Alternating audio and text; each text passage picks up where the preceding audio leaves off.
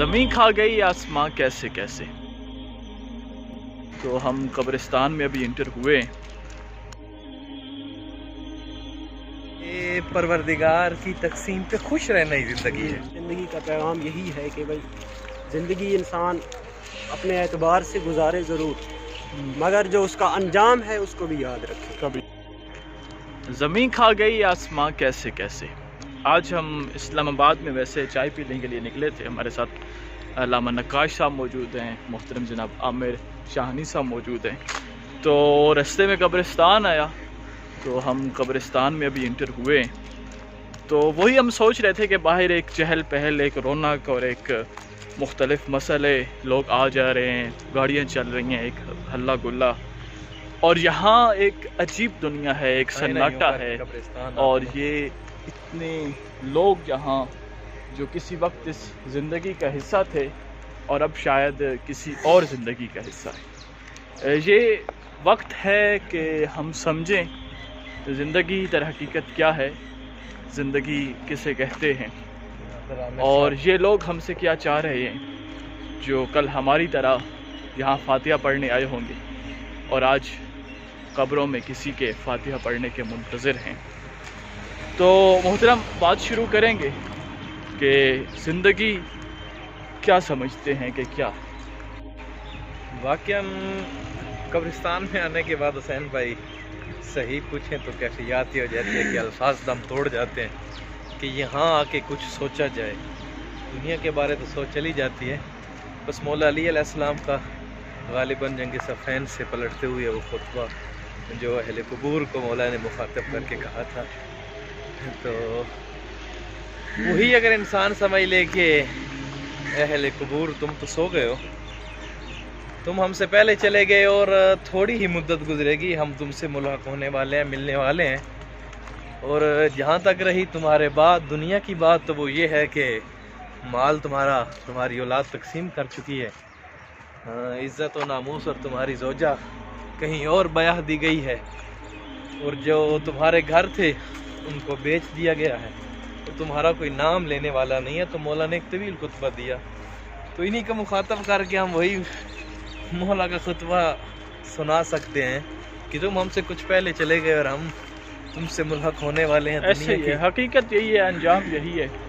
زندگی انسان نے امیری میں گزاری ہو یا غریبی میں، اچھے کام کیے ہو یا برے کام کیے ہو، کسی کی ہیلپ کی ہو یا نہ کی ہو، انجام یہی ہے. یہی قبریں ہیں. بس وہ فرمان ہے نا شہر ہے کہ پروردگار کی تقسیم پہ خوش رہنا ہی زندگی ہے.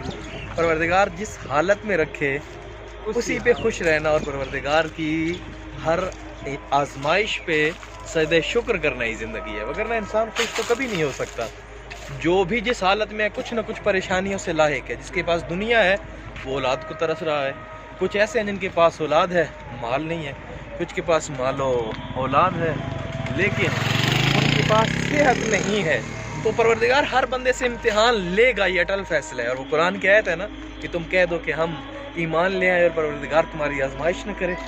تو آزمائش میں پورا اترنا ہی یقیناً ایک مسلمان اور ایک انسان کا حق بنتا ہے. تو عامر صاحب کیا سمجھتے ہیں کہ ایک جو زندگی کی بہاریں گزاری ہیں، آپ نے مدرسہ کی لائف دیکھی، یونیورسٹی کی لائف دیکھی، معاشرے کو دیکھا، اس کے علاوہ آج کل کا جو ایک مصروف دور ہے جسے ہم ڈیجیٹل زمانہ بھی کہہ سکتے ہیں، کہ جہاں ایک نئی دنیا بن چکی ہے، زمانہ تبدیل ہو رہا ہے، ترجیحات بدل رہی ہیں، مختلف طرح کے لوگ آ رہے ہیں، مختلف طرح کی سوچیں آ رہی ہیں.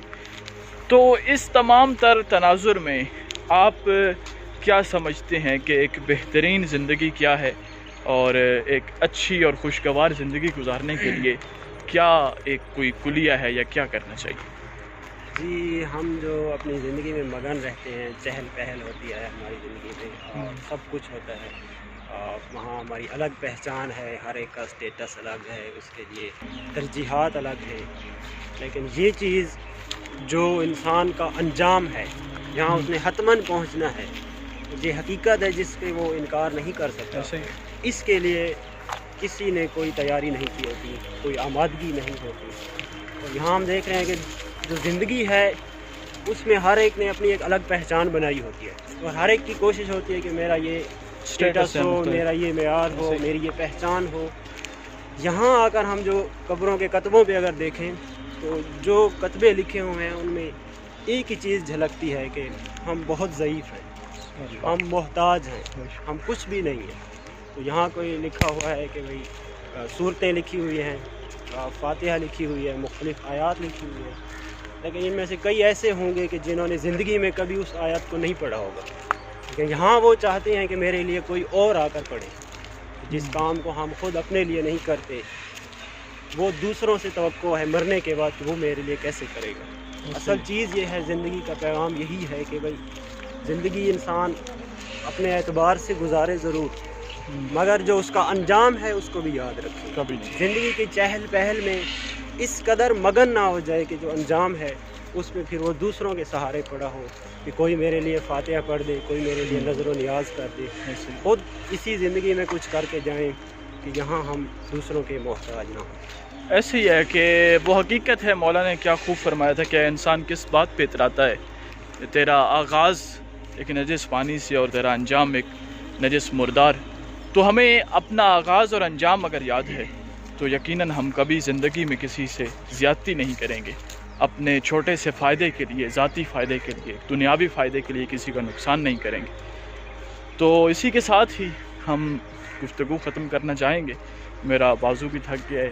क़िबला साहब के बहुत सारे मुफीद कलिमात भी आपने सुने, आमिर साहब की खूबसूरत गुफ्तगू।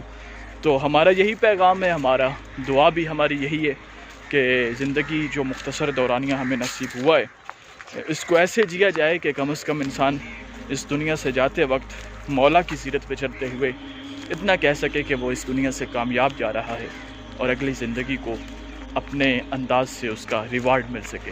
तो दुआ है खुश रहें, आबाद रहें, ज़िंदगी को जिएं और मरने के बाद भी आपको याद रखा जाए, हम सबको याद रखा जाए। ज़िंदगी ऐसी होनी चाहिए, हमें दुआओं में याद रखें। अल्लाह हाफ़िज़।